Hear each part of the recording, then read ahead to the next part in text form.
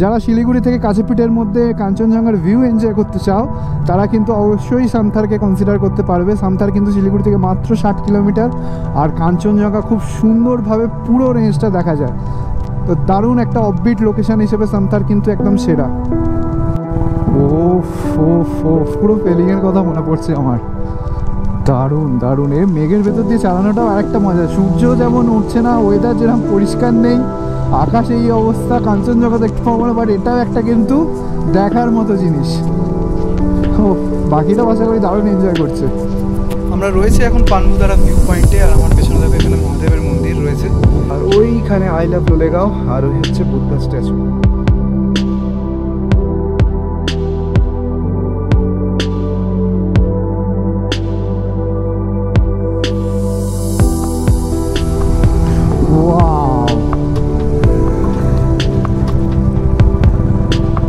কি সুন্দর।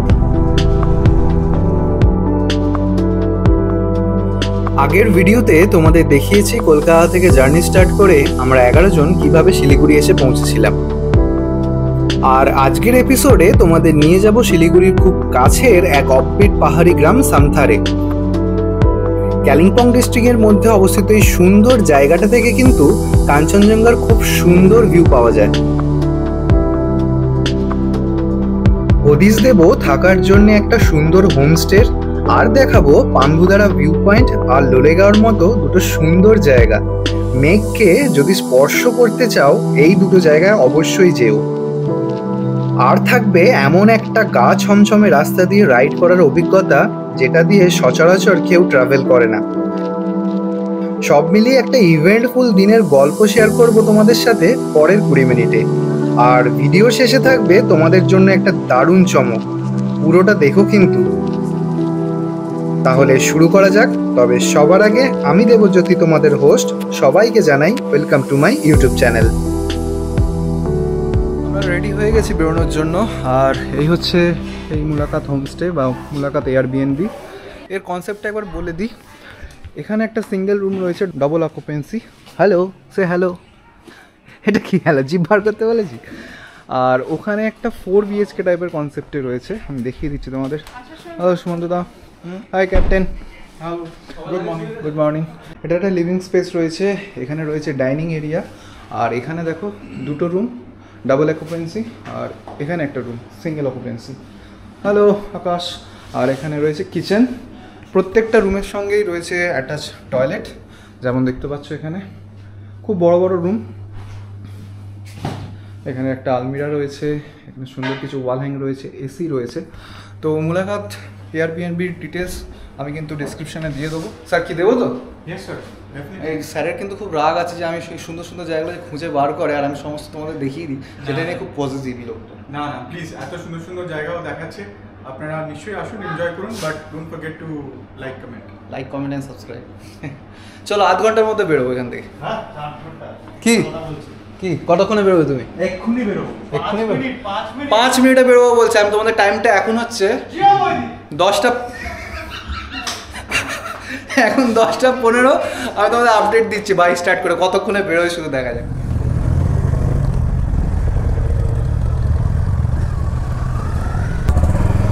চলো আমরা বেরোচ্ছি ফাইনালি। এখন হচ্ছে 10:43, 10:15 বেরোচ্ছি, বলেছিল 5 মিনিটে বেরোচ্ছি। আর আজ বাচ্চারা সব হোলি খেলছে। আজ হচ্ছে 15th মার্চ, আজ হোলির দিন। ফার্স্টে আমরা যাচ্ছি জোজোস ক্যাফে বলে একটা জায়গায়, ওখানে আমরা করব ব্রেকফাস্ট, তারপর ফাইনাল জার্নি স্টার্ট হবে। মহানন্দা ব্রিজ, সেই হচ্ছে মহানন্দা নদী, নদী আর নেই সেভাবে, জল খুব কম। আর এই শিলিগুড়ির জ্যাম, বাপরে, ছুটির দিনেও প্রচুর গাড়ি। শিলিগুড়ির জ্যাম সামনে আমরা এখন এগোচ্ছি ব্রেকফাস্ট পয়েন্টের দিকে, সেটা হচ্ছে জোজোস ক্যাফে। শুনেছি নাকি ওখানে খাবার খুব ভালো। আর এখান থেকে ডিস্টেন্স হচ্ছে 18 কিলোমিটার, মানে আমাদের সেবক ক্রস করেই যেতে হবে জায়গাটায়। চলো আমরা এন্টার করে গেলাম সেবক রোডে, সেই সেবক রোড বহুদিন পর, প্রায় 5-6 মাস পরে আবার সেবক রোডে। ওফ, এই রাস্তাটা আলাদা একটা নস্টালজিয়া কাজ করে। যখন গাড়ি করে আসতাম মনে মনে ভাবতাম যে কাশ একবার যদি এই রাস্তাটা দিয়ে বাইক চালাতে পারতাম কখনো। আর এখন আমি এতটাই ফরচুনেট যে কতবার এই রাস্তা দিয়ে যাতায়াত হয়ে গেল।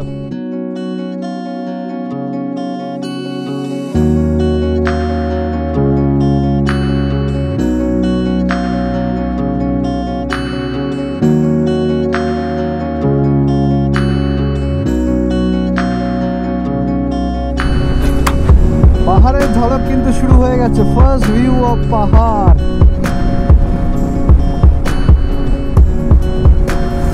ওই দেখো,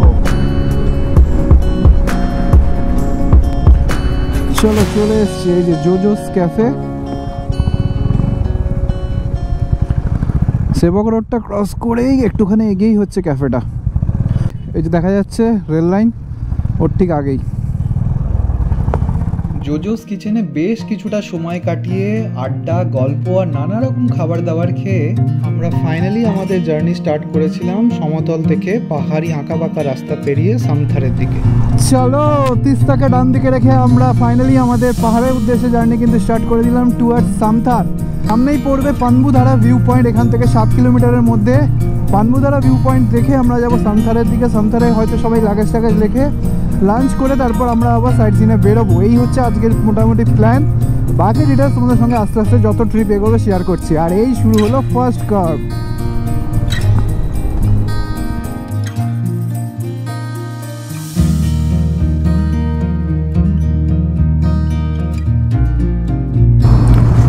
আমার বাদিকে এই যে সেবক কালীবাড়ি, জয় মা কালী।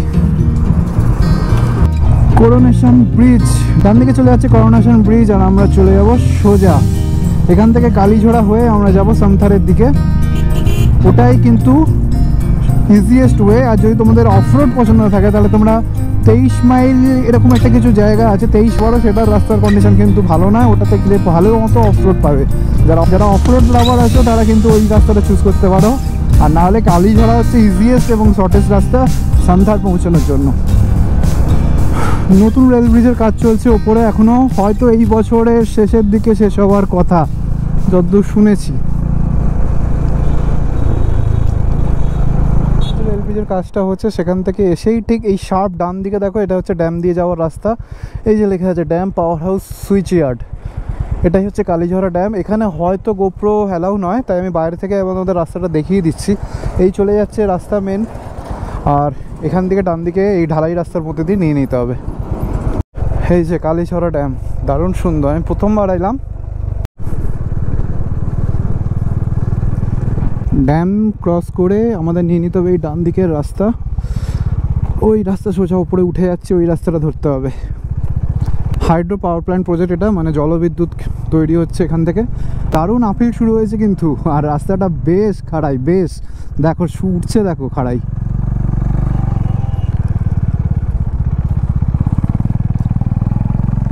ও লাভলি, এখান থেকে দেখো ড্যামের ভিউটা কিরম আসছে, দারুণ।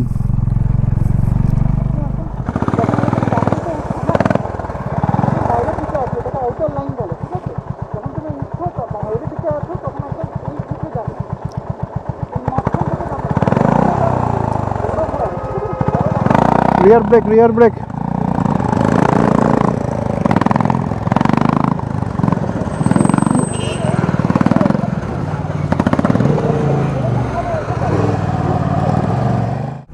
ও দারুণ লাগছে, বাইকগুলো উঠছে দেখো কতটা উপরে।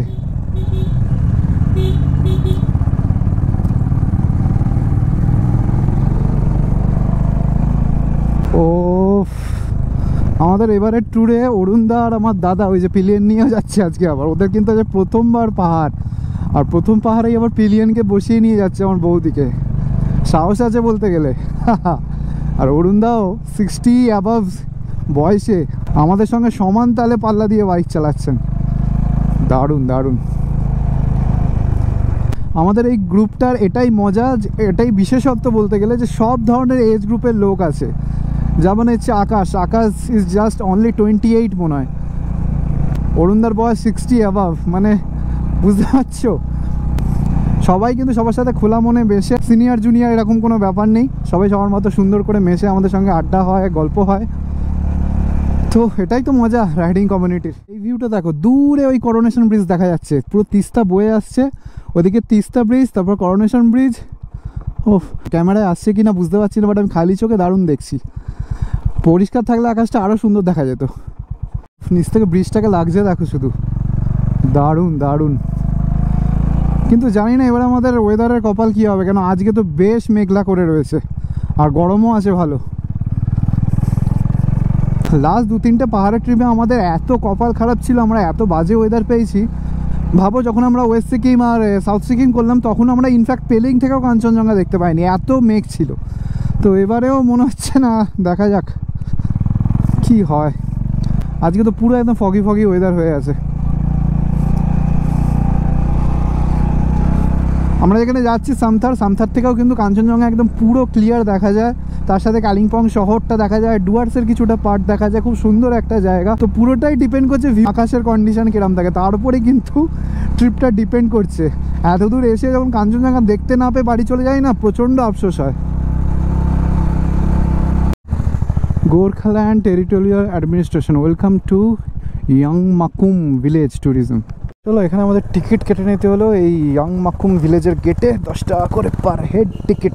রাস্তাটা কিন্তু সহজ নয়, রাস্তাটা সরু এবং খাড়া এবং প্রচুর এয়ারপিন বেন্ড, সোজা নয় রাস্তাটা বেশ ভালো, বেশ। ম্যাপে দেখতে পাচ্ছ, আমি যদি একটুখানি করে দেখাই, প্রচুর হেয়ারপিন বেন্ড আছে। ও ভিউটা দেখো এখান থেকে, শুধু নিচে ওই দেখা যায় Kalijhora dam, Kalijhora hydro power plant project. নিচ থেকে এটা করোনেশন ব্রিজটা দেখাচ্ছিল, দেখেছিলে? ইনফ্যাক্ট ওই ড্যামটা, করোনেশন ব্রিজ, ওইটা যে ড্যামটা দিয়ে আমরা এসেছি।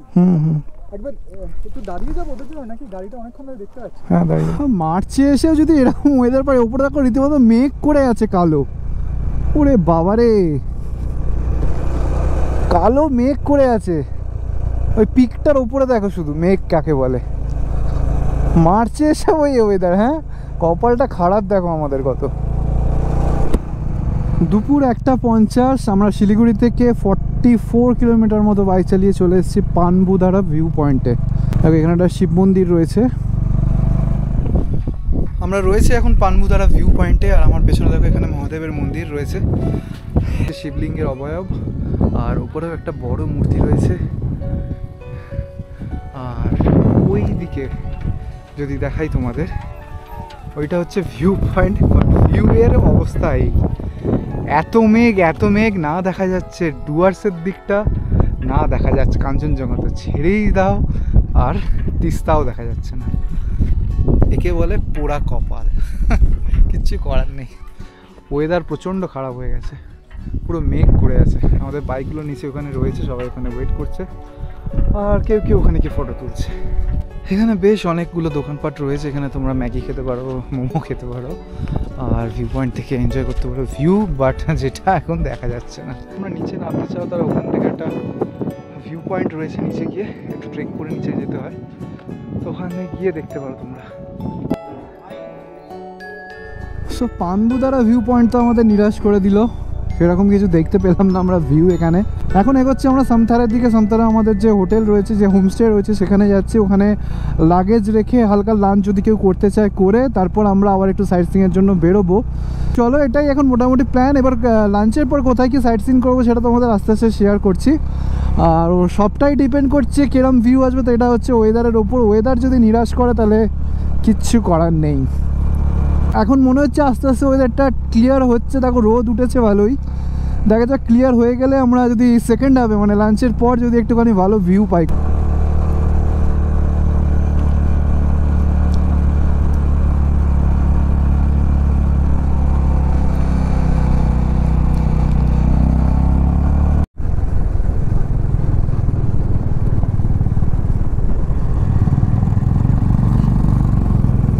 Welcome to Samthar village and tourism. ঢুকে গেলাম আমরা সামথারে। এখান থেকে আমাদের হোমস্টে আরও 8 কিলোমিটার, 20 মিনিট মতো বাইক চালাতে হবে আমাদের। দুদিন স্টে করো সামথারে, লোকাল সাইট সিন করো, কাঞ্চনজঙ্ঘার ভিউ এনজয় করো, ছুটি আড্ডা মারো। তো দারুণ একটা অফবিট লোকেশন হিসেবে সামথার কিন্তু একদম সেরা। চলো আমাদের হোমস্টে এসে গেছে।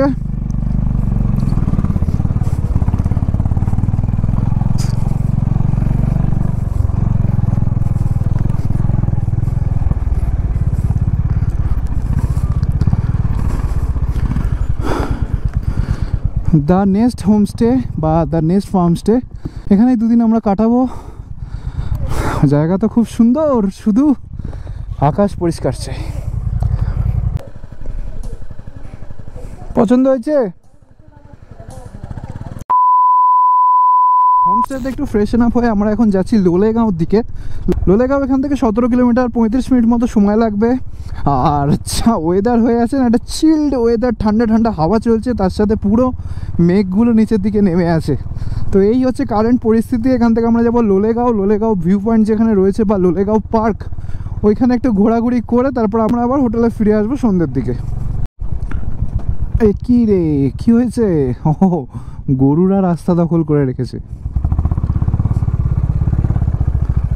হ্যাঁ, আমাকে তো দেখাচ্ছে লোলেগাঁও দিয়েছো তো, দেখাচ্ছে।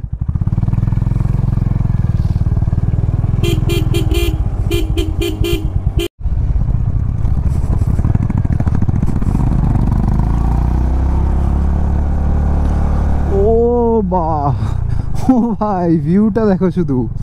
ওফ, মেঘগুলো নিচে নেমে আসছে, পেলিংয়ের কথা মনে করে দিচ্ছে। তো ফেরার সময় দারুণ এনজয় হবে আজকে, পুরো অন্ধকার থাকবে, তার সাথে পুরো মেঘের খেলা।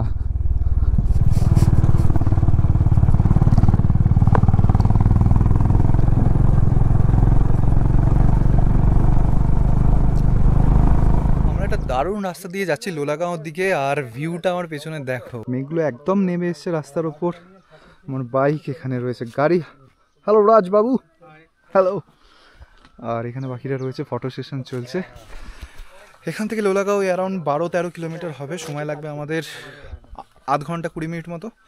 তো সন্ধ্যে নামার আগে এখানে পৌঁছতে হবে, কেন ফিরতে ফিরতে আমাদের প্রায় মনে হচ্ছে 6টা-7টা বাজবে। দারুণ দারুণ, এ মেঘের ভেতর দিয়ে চালানোটাও আরেকটা মজা। সূর্য যেমন উঠছে না, ওয়েদার যেরকম পরিষ্কার নেই, আকাশ এই অবস্থা, কাঞ্চনজঙ্ঘা দেখতে পাবো না, বাট এটাও একটা কিন্তু দেখার মতো জিনিস। ও, বাকিটাও আশা করি দারুণ এনজয় করছে। দারুণ দারুণ দারুণ। আমার তো এই রাস্তাটা থেকে লেকশিপের রাস্তা মনে হচ্ছে, কি সুন্দর দেখ। হঠাৎ করে এতক্ষণ আমরা জঙ্গলের মধ্যে দিয়ে আসার পরে ফাইনালি যে লোলেগাঁও আসছে তার প্রমাণ। লাভা লোলেগাঁও যেরকম বড় বড় দেবদারু গাছ থাকে, তার সাথে এরকম সুন্দর রাস্তা থাকে, সেটার প্রমাণ এই পাওয়া গেল। যত লাভা লোলেগাঁও আসবে রাস্তার কন্ডিশন কিন্তু সুন্দর হতে থাকবে। ওরে বাপরে, ল্যান্ডস্লাইড জোনটা দেখো শুধু, বাপরে বাপ।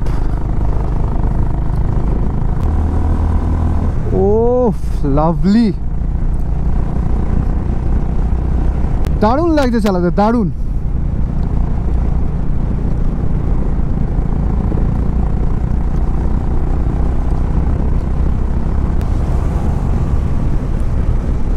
ওই দেখো, ছেলেকে আর ধরে রাখা যাবে না।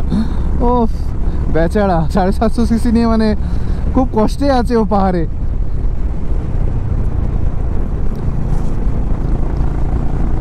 ও মাখন রাস্তা, মাখন। চলো এসে গেছি, এই যে লোলেগাঁওর বোর্ড আর সেই বুদ্ধ মূর্তি।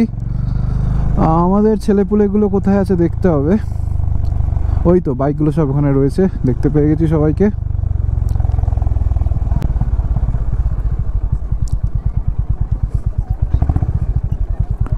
তো আমরা এখন রয়েছি লোলেগাঁওতে। আর হ্যালো, তুমি কী করছো পার্কে? এটা হচ্ছে চিলড্রেন্স পার্ক, এখানে বাচ্চাদের খেলাধুলা করার পর্যাপ্ত জায়গা রয়েছে। আর ওইখানে আই লাভ লোলেগাঁও, আর ওই হচ্ছে বুদ্ধা স্ট্যাচু।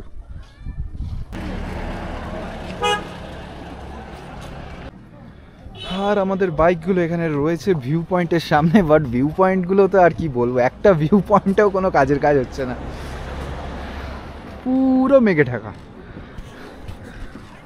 আলটিমেট কপাল খারাপ, লাস্ট 2-3টে ট্রিপ ধরে একবারও কাঞ্চনজঙ্ঘার দর্শন পাচ্ছি না, আর একবারও ভালো ভিউ পাচ্ছি না। নয় বৃষ্টি, নয় এরকম মেঘ, ভালো লাগছে না। জাস্ট 2 থেকে 1 3টে তো উঠবে না, না 3 থেকে 10 এ তুলে দিচ্ছি।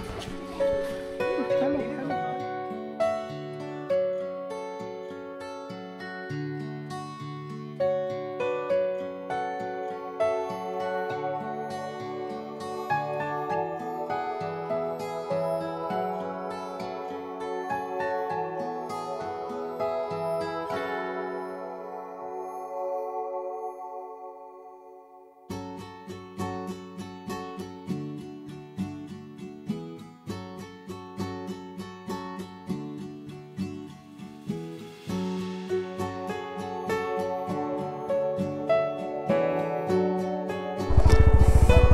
বাপরে কি অবস্থা হচ্ছে দেখো, কোথা থেকে এত মেঘ এলো, পুরো ঢেকে গেল সব কিছু।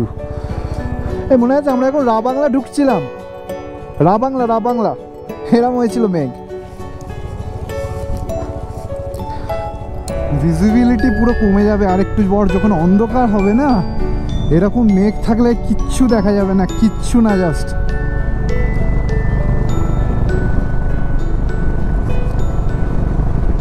এখন সবে 5:25 আর আধ ঘন্টার মধ্যে অন্ধকার হয়ে যাবে। তারপর যে কি অবস্থা হবে, আমাদের 1 ঘন্টা প্রায় 1.5 ঘন্টা এখনো বাইক চালাতে হবে।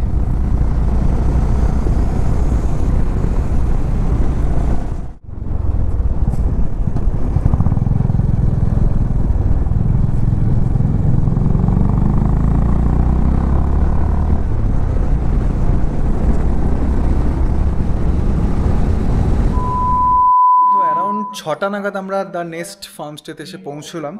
আর এই হোমস্টেটাকে ফার্মস্টে কেন বলে তাহলে সেটা তোমাদের কাল সকালে দেখাবো।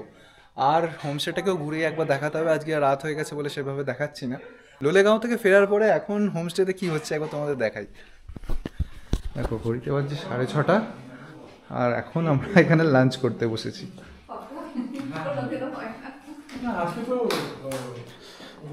কাঁসারের থালায় সুন্দর ভাত, ডাল, আলু কপি, অমলেট। স্যার এটা কি আপনি লাঞ্চ করতে বসেছেন? Late lunch. Late lunch. Very late lunch. What's the time, right? 6:30. 6:30 in the evening. We are doing lunch. But যেটা মানে ল্যান্ডস্কেপটা আমরা যেটা দেখে আসলাম, late lunch is worth it.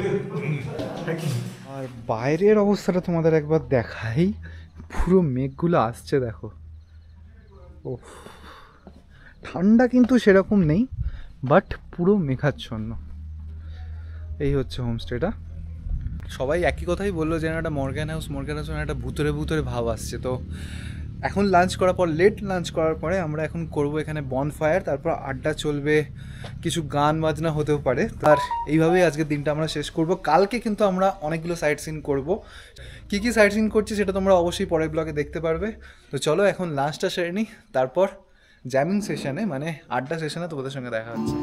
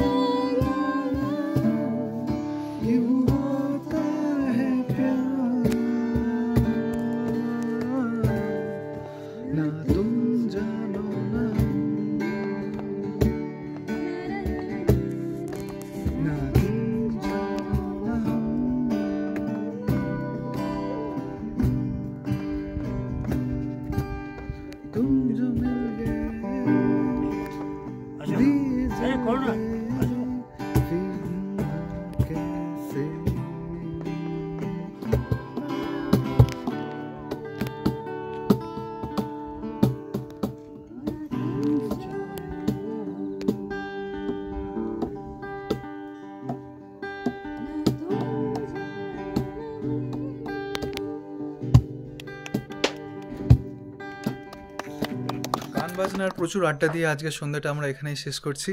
আর কালকে আমরা যাব সামথারের লোকাল সাইট সিন করতে, অনেকগুলো জায়গা কালকে কভার করার আছে। তো এই ভিডিওটাকে আর বেশি এক্সটেন্ড করছি না। ভিডিওটা যদি ভালো লাগে অবশ্যই একটা লাইক করো, কমেন্ট করে জানিও তোমাদের কেমন লাগছে। ততক্ষণ সবাই ভালো থেকো, চলো টাটা।